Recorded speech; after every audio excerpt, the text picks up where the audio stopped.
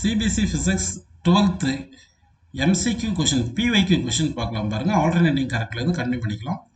In a series combination resistance 300 ohm, inductance 0.9 Henry, capacitance 2 microfarad, omega 1000, the impedance of the LCR கேட்டிருக்காங்க. அப்போ XL equal to L omega. அப்போ 0.9 into 1000 போட்டிங்கன்னா என்ன வருது?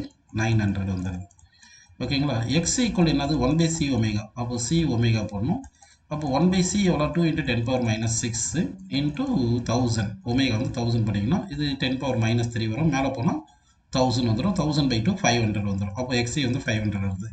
Impedance equal to root of R square plus XL minus XC whole square போட்டுக்கணும்ப்பா. அப்படி போட்டிங்கன்னா R எவ்வளோ வருது?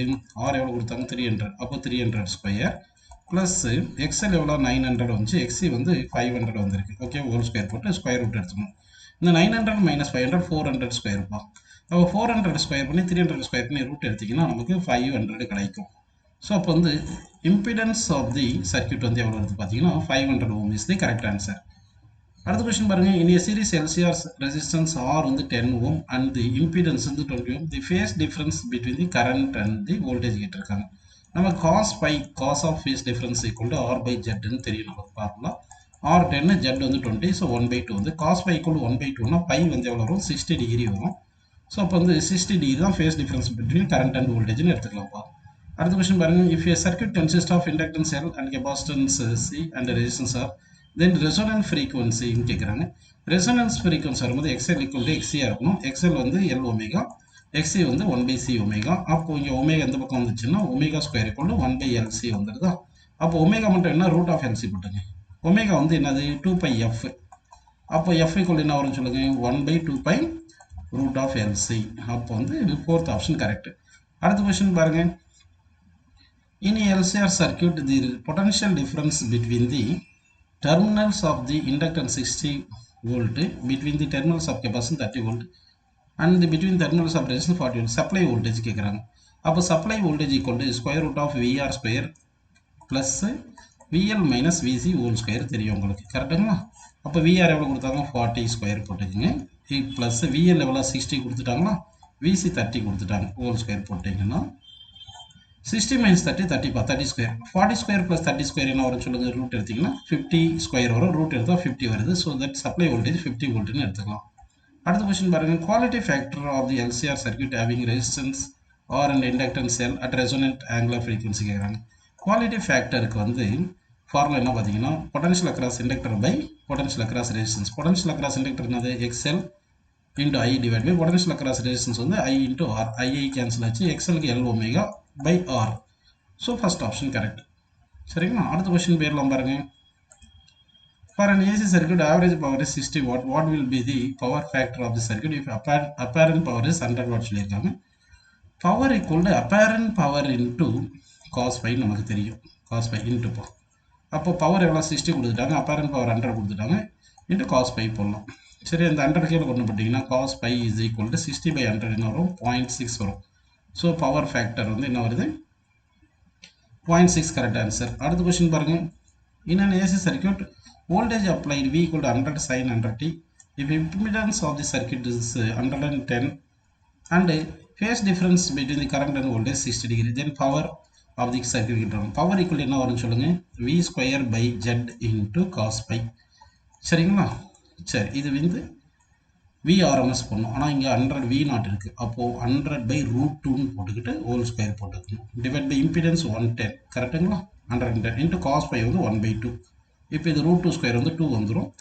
2 இங்கே ஒரு 2 இருக்குது. அப்போ என்ன வருது பாருங்கள்? மேலே 100 into 100, கீழே வந்து ஒரு 2 into 2, கீழே ஒரு 110 வருதுப்போ. இது எல்லாத்தையும் நம்ம சிம்ப்ளை பண்ணணும். இது சிம்ப்ளை பண்ணிங்கன்னா நமக்கு என்ன ஆன்சர் வரும் பார்த்தீங்கன்னா நியர்லி 250 by 11 வரும். இங்கே ஆப்ஷனில் வந்து கொடுக்கல. சரிங்களா? அப்போது 250 by 11 வாட் இதுதான் கரெக்டான ஆன்சர் அப்படின்னு எடுத்துக்கலாம்ப்பா. ஆப்ஷன் ஈன்னு போட்டுன்னா 250 by 11 போட்டுக்கலாம். ஓகேவா? அடுத்த கொஸ்டின் போட்டுடலாம். போயிடலாம் பாருங்கள். நான் AC circuit equation for the voltage வந்து 100 sin 100t அண்ட் கரண்ட்டுக்கு வந்து 100 sin 100t ப்ளஸ் 5/3 அப்படின்னா ஃபேஸ் டிஃபரன்ஸ் 5/3 வந்திருக்கு. பவர் டிசிபேட்டட் கேட்டிருக்காங்க. அப்போ பவர் டிசிபேட்டடுக்கு என்ன formula? VRMS into IRMS into cos pi. அப்போ வந்து V0 வந்து நமக்கு 100 கொடுத்ததுனால 100 by root 2 போட்டுங்க. ஐஆர்எம்எஸும் ஐநாட்டும் 100 கொடுத்ததுனால ஐஆர்எம்எஸ் 100/√2ன்னு போட்டுருங்க.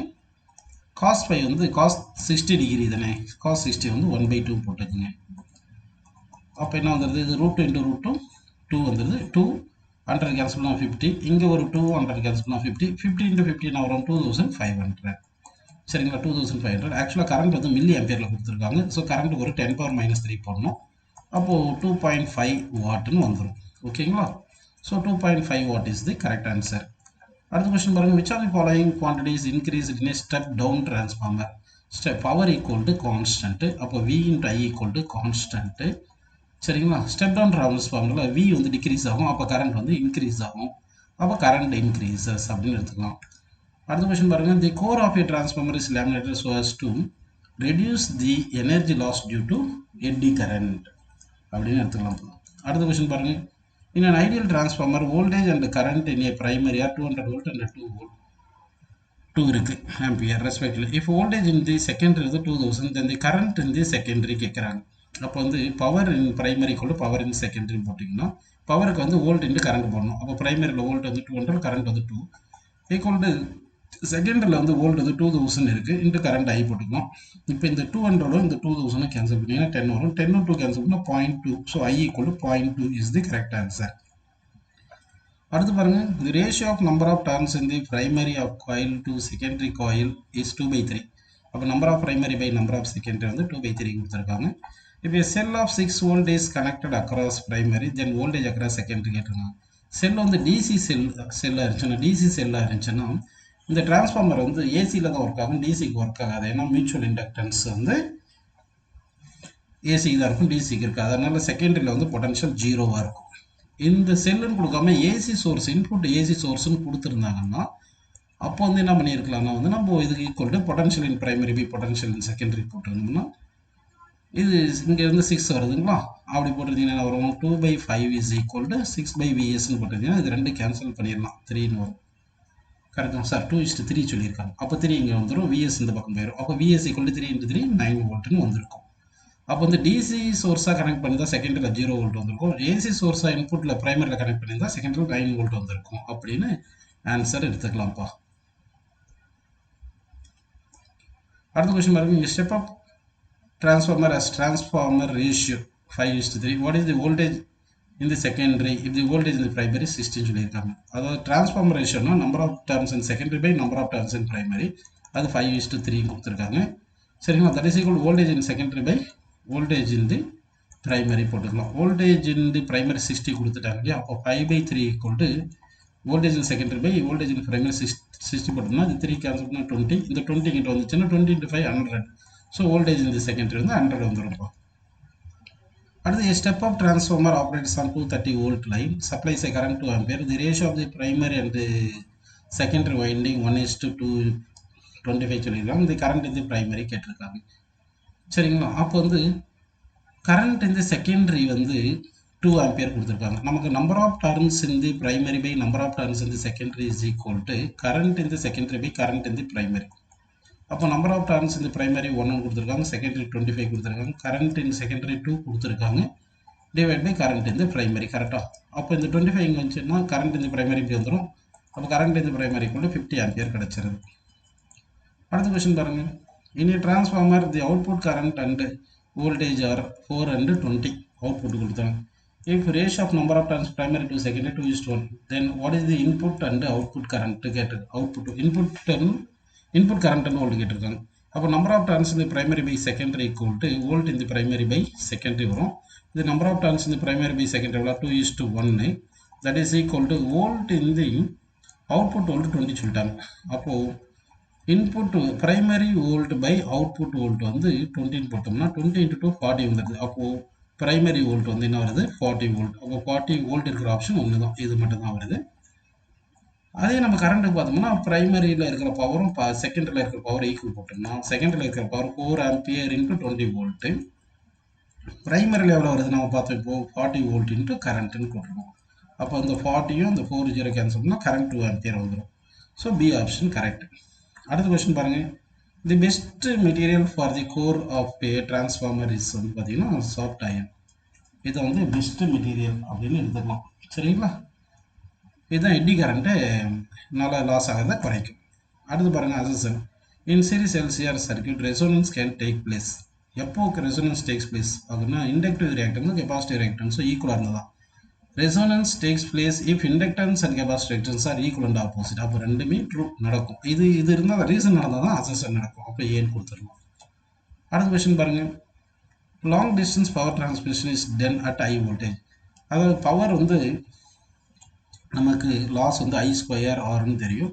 ஐ கம்மியாக இருக்குன்னா வோல்டேஜ் வந்து அதிகமாக இருக்கணும். அப்போ லாங் பவர் டிரான்ஸ்ஃபர்மேஷன் ஹை வோல்டேஜில் போகும்போது கரண்ட் கம்மியாக இருக்கும், பவர் லாஸ் ஆகிறது கம்மியாக இருக்கும். அப்போ true. At high voltage power losses are less, இதுவும் ட்ரூ. அப்போது இது ரீசன் வந்து எக்ஸ்பிளைன்ஸ் அசெஷன். ஸோ ஏன்னு போட்டுக்கலாம். அடுத்த கொஸ்டின் பாருங்கள். Ohm's law cannot be applied to AC circuit சொல்லியிருக்காங்க. இது ஃபால்ஸ். ஓம்ஸ் லா வந்து ஏசியாக இருந்தாலும் டிசியாக இருந்தாலும் ரெண்டுத்துமே ஒபே ஆகும். Resistance offered by capacitor for AC source depends upon frequency. XC வந்து என்னது 1/c ஒமேகா, சி ஒமேகா வந்து 2πf, ஃப்ரீக்வன்சி டிபெண்ட் பண்ணுது. அப்போ இது true. So assertion false, reason true. அப்போ ஆப்ஷன் டி கரெக்ட். அடுத்த கொஸ்டின் பாருங்கள். The resistance offered by an inductor in a DC circuit is always constant. DC circuit connect பண்ணும்போது என்ன ஆகுதுன்னா ரெசிஸ்டன்ஸ் வந்து இண்டக்டருக்கு வந்து இனிஷியலி அட் டைம் ஈக்குவல் 0ல இன்ஃபனைட்டாக இருக்கும். ரெசிஸ்டன்ஸ் ஆஃபர்ட் பை இண்டக்டர் இன்ஃபனைட்டாக இருக்கும். அப்படியே வர ஸ்டடி கரண்ட் ரீச் ஆச்சுன்னா ரெசிஸ்டன்ஸ் வந்து அப்போ 0 ஆயிரும். அப்போ ஆல்வேஸ் கான்ஸ்டன்ட் சொல்ல முடியாது, அதனால false. The resistance of inductor in steady state is non zero சொல்லியிருக்காங்க. The resistance of inductor in a steady state is non-zero சொல்லியிருக்காங்க. ஆக்சுவலாக இண்டக்டரில் வந்து XL is equal to L into 2πf. Steady state வரும்போது F 0 வந்துடும். அப்போ F 0 வந்துருச்சுன்னா என்ன ஆயிடுது உங்களுக்கு, XL 0 வந்துடுது. அப்போ 0 வருது. அப்போ இதுவும் false. So assertion false, reason false. அப்போ ஆப்ஷன் இ போட்டு assertion and reason both are ஃபால்ஸ்னு போட்டுக்கலாம்ப்பா. ஓகேவா. அடுத்த கொஸ்டின் பாருங்க. A laminated core is used in transformers to increase eddy current. தப்பு. லேமினேட்டட் கோர் யூஸ் பண்ணுறது எதுக்காகன்னா எட்டி கரண்ட்னால எனர்ஜி லாஸ் ஆகிறத குறைக்கணும். அப்போ டு டிக்ரீஸ் எட்டி கரண்ட் ஆகும். அடுத்து பாருங்க. இந்த efficiency of a transformer increases with increase in eddy current கிடையாது. எட்டி கரண்ட்னால எனர்ஜி லாஸ் ஆகுது இல்லை, எட்டி கரண்ட் குறைஞ்சாதான் எஃபிஷியன்சி வந்து நமக்கு போட்ட முடியும். அப்போ இதுவும் ஃபால்ஸ். அப்போ என்ன பண்ணிடலாம், ஆப்ஷன் டி போட்டு both assertion and reason are ஃபால்ஸ்னு போட்டுக்கலாம்ப்பா. ஓகேங்களா. 50 கொஸ்டின் என்ன சொல்லியிருக்கோம். The resistance offered by an inductor in a DC circuit is always constant னு வராது. incorrect. The resistance of inductor in a steady state, inductor in a steady state எடுத்துட்டோம்னா ideal inductor எடுத்தால் 0ன்னு வரும், XL அப்படின்னு எடுத்துக்கணும். Ideal inductor இல்லைன்னா resistance வரும்னு எடுத்துக்கலாம்.